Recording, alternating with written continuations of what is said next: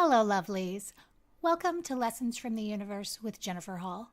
I look forward to sharing my channeled message with you today, and if you love it, please like, share, review, and subscribe. You know, if you've been in a spiritual environment or exploring spiritual things for very long, you have undoubtedly heard the term energy vampires. Man, that sounds scary, right? Like there are people out there who are going to be these vampires in the world. Here's the deal. I don't exactly believe in energy vampires, at least not the way that most people think of it.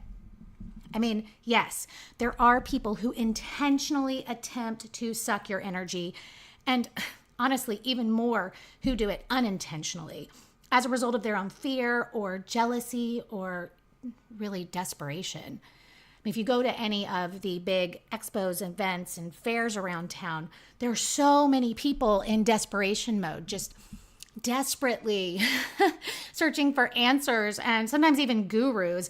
And that becomes, a succubus, so to speak. But suggesting that there are vampires out there who are coming to get you implies that you are powerless against some kind of attack by some irrevocably, evil forces with the power to strip you of all that is good and right. And it is very much like claiming that we are powerless.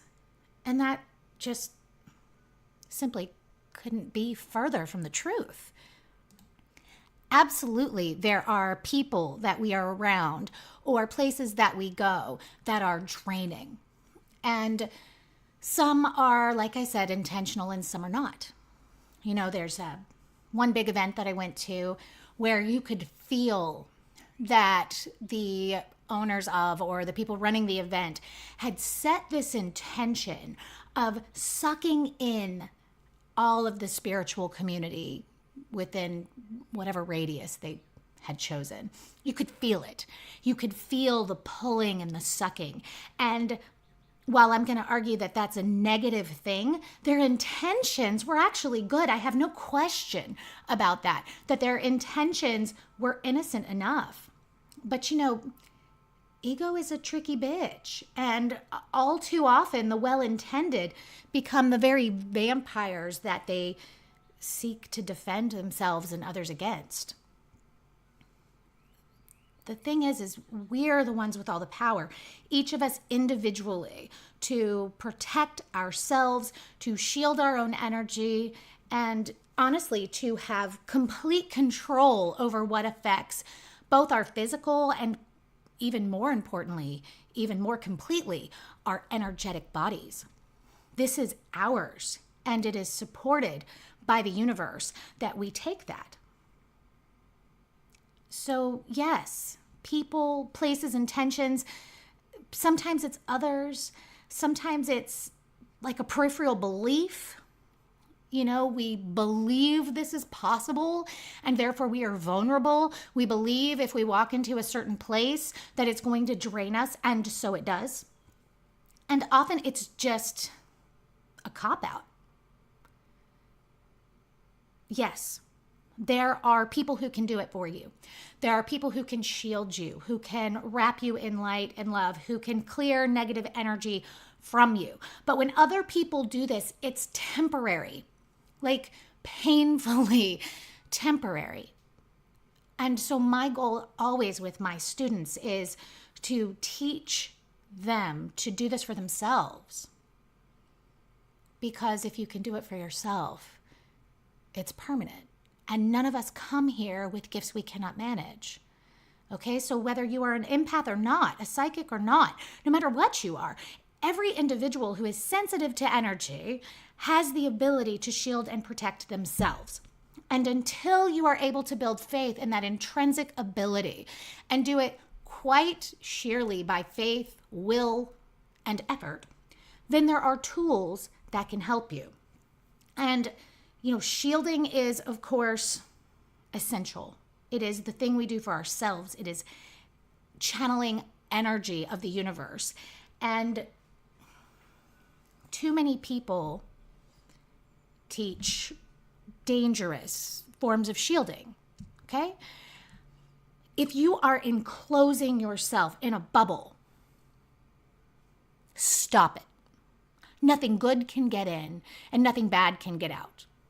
So let's use the example of an event. Okay, so you go to an event where there are readers and people who sell crystals and all kinds of stuff, right? They have these all over the place. You go to one of these events in a bubble. Seems smart, right? I'm not going to let anybody suck me in. I'm not going to get any energy vampires. I'm not going to have the desperate make me feel desperate. I'm not going to have the poachers, right? Those of you who've listened to some of my episodes, poachers are what I call psychics or intuitives, healers who go out and they look for the person who is open and they just sort of reach in and pull them in. Okay? So we don't want to be open to that. But if you're bubbled up, sure, you are protecting yourself from that. But your own bad can't get in, your own bad can't get out, and the good can't get in. Don't enclose yourself. There are other forms of shielding that are one-sided. It's just in front of you or just behind you. This isn't good. This isn't good. What about everywhere else?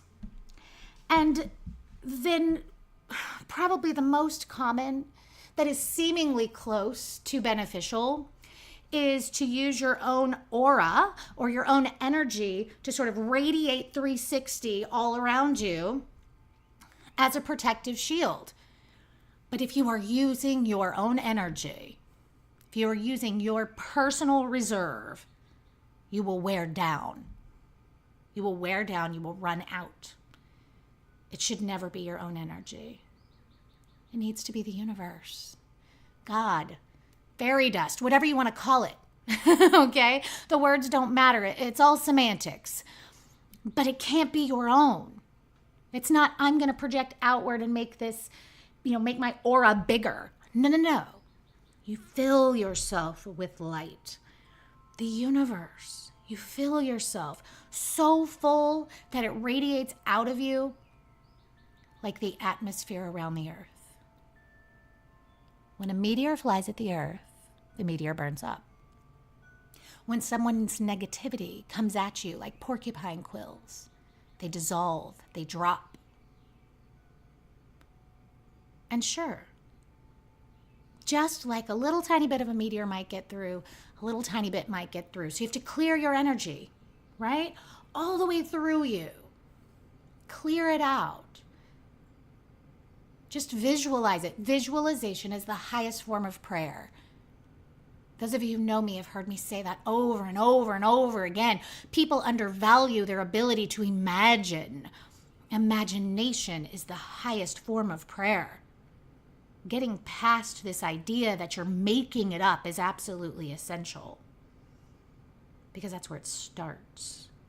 Then you start to feel it. Setting your shielding and your intention, right? Sometimes you need a symbol, okay? If I'm walking through an event, of course I am shielded.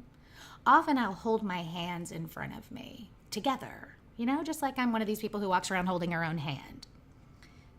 This helps me have the intention of that no one's going to come in me digging for information. Okay, you walk through these events and inevitably there's at least one person who is just trying to just reach into somebody and either see something or energetically pull them in so they can get you over to their booth or whatever, so they can sell you something or teach you something. And often their intentions are good. They're not all the time. I don't know if I've ever told you this story or not, but if I did, I feel like I'm supposed to tell you again. One of my clients had just gotten done talking to me and went to Walgreens. While she's walking through Walgreens, a woman comes up to her and says, "Oh my God, I can see that you're about to go get on an airplane and go on this trip to see a man. Okay, now this was true. She could see something that was true. This is interesting. It gets my client's attention. And then she says, but there's negative entities attached to this whole thing. You need to come with me now. Come with me now, and for $800, we'll remove all of this, and your trip will be safe, and your encounter with this man will be healthy. Well, oh my gosh. She was open. She was fearful. By the grace of God, by universal light, she had just spoken to me. And so for some reason, it helped her block the fear. But that little honey went straight to her car and called me right that second. She was terrified. Is this true? Is this real? No, it's not true and it's not real. Okay? Number one, she was reaching, seeking, and trying to get your money. Number two, and this is going to be unpopular with some people, but it's the truth. You don't ever have freaking negative entity attached to you. Okay, that's a metaphor. That's a metaphor for the energy, for the thoughts, for the beliefs, for the fears that you are carrying around within your body and in your energy. And not everybody can see what that is. Some people can't get past the symbols that it's an entity. Some people can't get past the symbols that it's a curse. Okay, those are words. And for the people who believe deeply in that, who need it to be that, who need a curse removed to be able to release whatever that thing is that's holding them back, great. These things exist for a reason. But in truth, in the divinity of it all, that's a symbol. Just like when you get your Akashic records read and they tell you you're from some planet somewhere. That's putting human words on something that's not humanly conceivable. And so there are metaphors for everything. It's all metaphysics, right? We use whatever words, whatever explanation we can for the human brain to be able to wrap around the concept. And so then there are those of you who this is way too esoteric for you. Like, what? This is all up in the clouds and I need something concrete, right? There are symbols, there are tools, crystals being one of the most effective that help us to focus our thoughts on what it is that we're trying to do to take care of ourselves, right? And it's important that we understand that crystals quite literally have power. And this is not just hoodoo voodoo, okay? Shout out to Steve who taught me the phrase hoodoo voodoo. It's not that, okay? It's science. Scientists have proven that individual stones have different vibrations and communicate differently. So at the very least, we can say that science can support the idea that each stone gives off a different type of energy. And those of us who understand energy know that different energy does different things. So using crystals can help us to protect our own energy, to shield, to release toxic and negative people from our lives, to avoid them in the first place, and certainly not to take on anybody else's intentions, beliefs, or, people call it psychic attack sometimes. If you are vulnerable to psychic attack, it is because you are wide open and you believe you are vulnerable to psychic attack. If you believe someone can get in you and make bad things happen to you, then they can. If you know that they can't, then you have all the power, you win. It is that simply true. So let's take a minute and talk about crystals. There are many crystals that are used for different things. I'm going to chat with you for a few minutes about some of the most popular ones that people use for grounding and shielding and energy removal. And it's important that you understand that while there are pluses to them, there are risks to many of them. And then I'm going to wrap up with the two I suggest the most, which happen to be labradorite, my number one, and fluoride, my number two. So amethyst is one of the most commonly used. It's really popular, it's pretty and purple, and everybody loves amethyst, okay? And there's no question this is a beneficial stone. It has a high vibration. it helps protect against this concept of psychic attack, right? That somebody can get into you and make you need them, make you attached to them, make you think fearful thoughts. Okay? It facilitates this higher state of consciousness and spiritual awareness, and it's calming. And quite beneficially, it adds common sense to spiritual insight. It can help you release anger and fear and insecurity. But there's a couple of risks, okay? So one, it greatly promotes selflessness. Now, that doesn't seem like that could ever be a bad thing, but if you're empathic, this is a danger to you, or it can be. An empath is overly selfless until they understand what their gift is and how they should be managing it, until they have control over how much of their energy they're giving away. Because as empaths, we come here to help others clear their emotions and their energy. And if we are open, if we are overly selfless, if we are this whole pulling it in through us, which I cannot tell you how many empaths have said to me, but I can take it in, so I should. No, you are more powerful when you are a source of light, when you are the lighthouse, shining energy outward, and the energy and emotions of others clear through that, not through the core of your being. And so this selflessness can be a great risk, okay? It's important that you recognize that. Amethyst also clears blockages, which is fantastic. But if you are completely just loosey-goosey, just throwing amethyst around as your protector, sometimes when it releases a blockage, it makes you vulnerable. When you release things, you must fill them with something else. And if you're not aware of what you're letting go of, it can make this hole that these poachers and negative energy, right, just fills in. Right? It's like a black hole. Amethyst also facilitates out-of-body experience. And if you are someone who has no control over that, or who has a tendency to leave their body very quickly, okay, my best friend, the second she goes into a meditative state, the second a healer starts healing her, she leaves her body. If you add amethyst to that, I might not get her back. Okay? Being out of body is, it's lovely.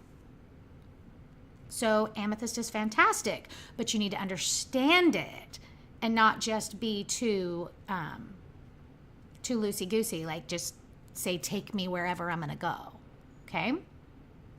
Smoky Quartz is another one that's really popular. I love it. It's very calming. It raises the vibration of yourself and your space. It reduces stress. It helps with grounding and equanimity. Those of you who've been listening to the podcast, we've talked about equanimity.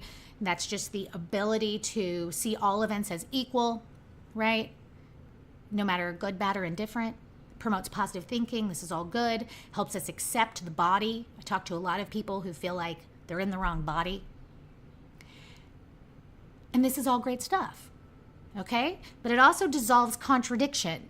And so if you're in a place where the contradiction within you, the acceptance of your spiritual gifts and understanding versus this dark side that everybody sort of has to walk past on their path, right? It's like you're walking up the hallway, the ramp towards your awakening and your enlightenment.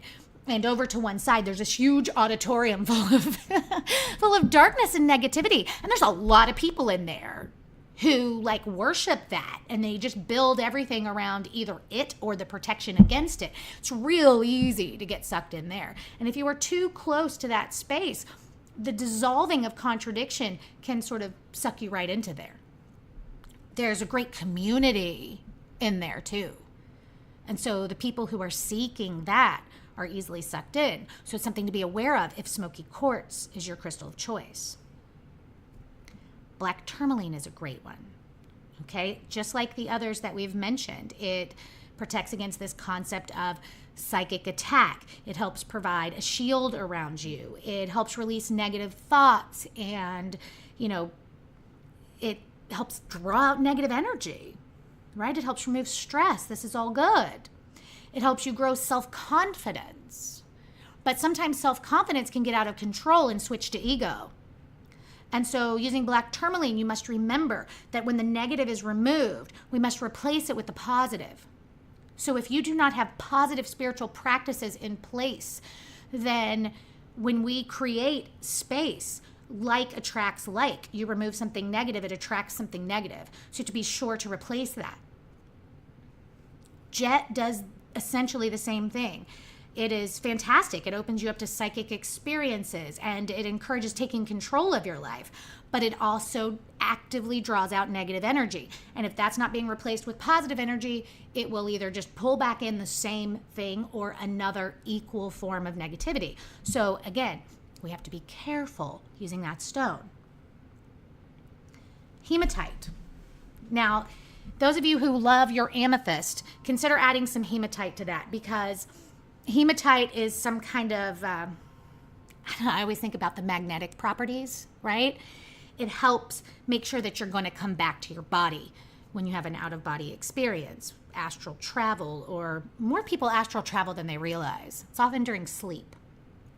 So it's good. And it stimulates concentration and it helps remove self-limitations, though sometimes self-limitations are good, right? When you tell the universe, bring it on, you're almost always going to regret that at some point in time.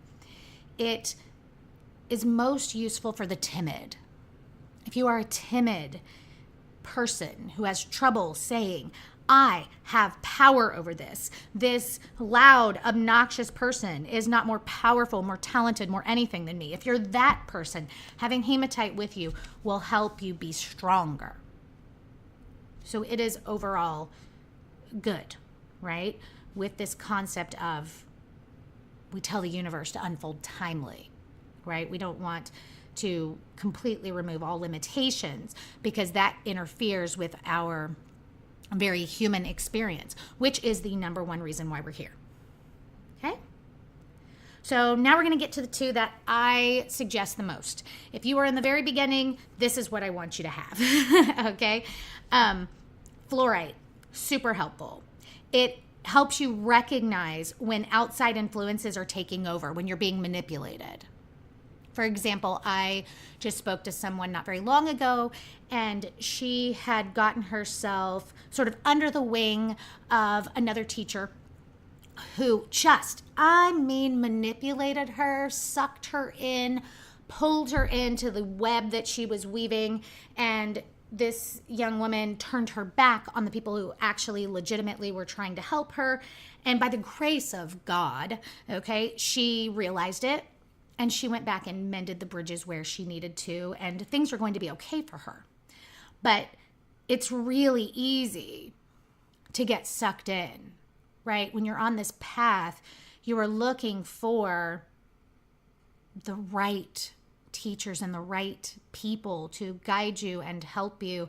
And sometimes we just get sucked into the ones who, well, energy vampires, right? Who are feeding off of us.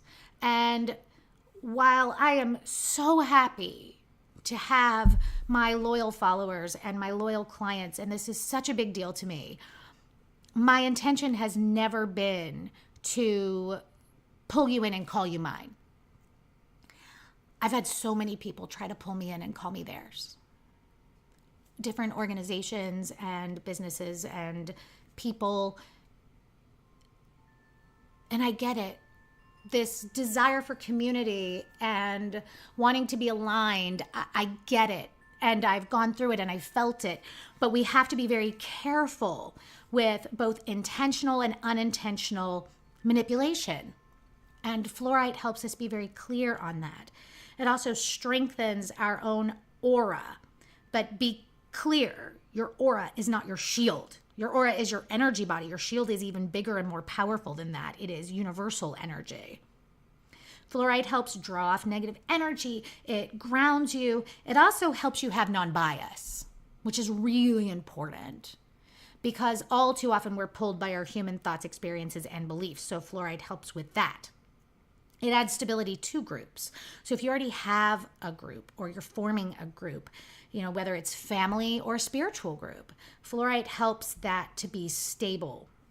And you add that to the affirmation, the belief that you attract only the right people and things will be good. It helps you organize and process what you're learning, right? Like if you were holding a piece of fluorite right now, it would help you to organize everything that I've said into a plan that works for you. And it would sort of highlight within your mind and your consciousness what is for you right now and what is to be reserved and saved for later. The only real warning around fluorite is that it speeds things up. And too much fluoride, too much dependence on it will put you in fast motion. And you don't want to move faster than you're ready for. Now my favorite, labradorite. When I was at the early stages in my awakening, I kept my labradorite in my pocket 24/7. And when I felt vulnerable, weak, afraid, I held it in my hands and I found it so healing and helpful. It is my number one recommendation to all of my empaths, to anyone on a spiritual path, to anyone who ever feels that people are adding toxicity to their own experience, to anyone who ever feels out of control because there are too many people around, really to everyone all the time. Okay? Labradorite adds light around you. It deflects negative energy. And, if you look at it in the light and you twist it, there's these sparkly veins throughout the labradorite. That's a reminder of how it can deflect the negativity. It also helps you align your spiritual body and your physical body, which is so important. So many people, I talk to people who have been doing spiritual work longer than I've been alive, and they are walking around with their spirit like on a kite string, right? We must be aligned. We must be one. It is so important to recognize both the value of your physical experience and your spiritual experience as completely equal. I could go off on that for another hour. One of the other wonderful things about labradorite, not only does it stimulate your spiritual gifts, but it really helps with right timing. It helps you move at a pace that facilitates understanding and assimilation, and it helps dissolve the debris of your old beliefs or any energy that gets through your shield. It also helps you dispel the projections of other people, who they see you as. And you start talking to too many spiritual people, you start talking to anybody, and everybody's got this idea of who you are. We need to be able to dissolve that away from ourselves so that when we say to them, I hear you, but I know this is what's right for me. Not only do we believe it, but it lands. It lands and they quit resisting where we're going. It helps us also dispel illusion and get at the real intentions of people. I had a woman stop me a while back in an event and tell me all the things she could see me doing. And she was so adamant and so wanted my $1,000 for her to help me do all these things. If I hadn't been able to get at her real intent was to be able to call me hers. I had got sucked right in. I could feel it. I know exactly what she did. Perhaps there are 100% good intentions behind it. I know it works on a lot of people. I know what she did works on a lot of people. And I'm grateful for the ability to see that her intention was not aligned with mine. Other positives around labradorite is that it does help you trust yourself and the universe. It helps calm your overactive mind. And it opens you up to change. Change is essential and good, especially on a spiritual path. And quite often on this path, there is elaborate change, sometimes complete change of surrounding, people, attitudes, beliefs, all of it. This is important. And it opens us up to transformation. But do know, if you choose labradorite to be in your hand, all day, all the time, the transformation will come quickly. Now, granted, okay, we have a lot of human intention. I mean, you can hold a piece of labradorite all day long, and if your intention is shit never changes, then it won't, okay? And crystals, they're not magic, all right? There's nothing that's going to do it all for you. But the symbol reminds you, and the energy assists you, and this is helpful and good. Another tool I really like is the Hamza. Some people call it an evil eye. Sometimes it's just an eyeball or a bead with a dot, right? Sometimes it's a hand with an eye in the center. And it has been believed for centuries to repel negative energy, the haters. Whether the actual object does that or not is irrelevant. When I wear mine, I have the true reminder that this is what I am setting as my intention for the day, that no one can get their energy on me, no one can suck my energy, no one can read me that I don't want to have read me. Now, if you're going to get a reading, you set a different intention there, right? Don't block yourself from readers. That's rude. I mean, if that's what your intention is, right? But you can certainly say the intention is what is perceived for me is what is my highest good right now, right? My highest good right now, especially if you're going to see a healer. Don't just say highest good, because highest good is a much farther down the road picture. What you want is your highest good right now. These are tensions that you can set. No matter how powerful someone else is, it's your energy body. So just remember, okay, fear makes you vulnerable. And, how close you let people get. How much do you let them in? People at work, people in your family, your friends, people at the freaking grocery store. You decide how much you let them in, and it's not unloving to keep someone at arm's length. Not if you are still friendly and still open and still be you. Just don't say the things that you don't want to say. Don't share the things that you don't want to share. And don't let them worm their way into you. Shield yourself. Use body language when you need to. Use crystals and other tools when you need to help you remember that you're powerful. When you use your own energy instead of being that lighthouse, it causes a systematic infection. To walk through a space, your business, the store, an event somewhere, with your energy out around you, it allows the others in. It absorbs what's going on with them, and it comes in through you, and it is like that infection that takes over your body. When instead, you think about being a light in the world, a Wi-Fi hotspot for the universe, then what you are is this opening into that space for there to be more light, more God, more whatever the name is that you have for it, more of that. It's projecting through you. It is protecting you. It is purifying you.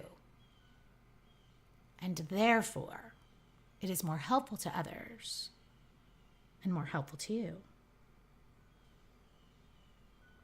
Be clear. There are no vampires going to come sneak up at you in the darkness and just suck what is good away from you. The only way they can do that is if you let them. There are many words spoken here today, beloved. If nothing else lands but this, know that you are never victim to anyone else's energy, presence, or gift. If you have tried hard enough and they are nothing but toxic and they bring up nothing but ugly in you, walk away. I don't care if it's your best friend. I don't care if it's your mother. I don't care if it's your teacher. If you cannot keep that toxicity off of you, if you cannot keep it out of your mind and your soul, you walk away from them with love. You learn what you're supposed to learn, and you bless them with light, and you wish them well, and you remove yourself. It's easier than you think. And you don't have to burn bridges to do it. You just recognize what's right for you. Before I go, I'll say, when it comes to someone who's been a focus in your life, a family member, a longtime friend, ask yourself a really important question. This is a tough one, but ask yourself, if I found out 3 weeks from now that this human had left the earth, had passed away, would I regret that I didn't try harder? If the answer is yes, then you add some more shielding, you add some more prayer, you give it more thought, and you try again. But if the answer is no, you lovingly release them, because it's not helping you and it's not helping them. The most important purpose of you being on this planet is for you to discover who you truly are. And we cannot do that with negative people and negative energies around us. The negative energy you have control over quite simply by faith and protecting yourself. No one has the power to curse you, beat you down, or change who you are. And if it's simply that you have someone around you who cannot see the light, who cannot have a positive thought or a positive word, and no matter what you've done, they won't, then you let them go with love. Love for yourself, love for them, and love for life school. Because sometimes the whole point is valuing yourself enough to walk away. Until next time, beloved, namaste. Thank each and every one of you for joining me today for this episode of Lessons from the Universe with Jennifer Hall.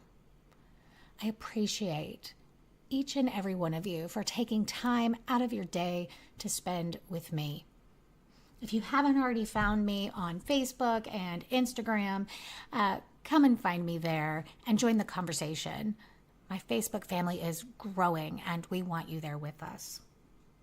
If you are inspired by the podcast, please consider clicking the green patron button. Not only will your support help keep us going and growing, but also coming very soon, there will be some patron-only content saved just for those of you that choose to help keep us on the air. If you haven't received word, maybe you haven't been following on social media, I am also offering some educational sessions for people inspired by the podcast that would like to learn and know more. You can find detailed information about that in the About section on my Facebook page. I want to send you each light and love, clarity and wisdom. I know always that whether you realize it or not, there's a little brunette with a podcast who's got your back. Until next time, beloved, namaste.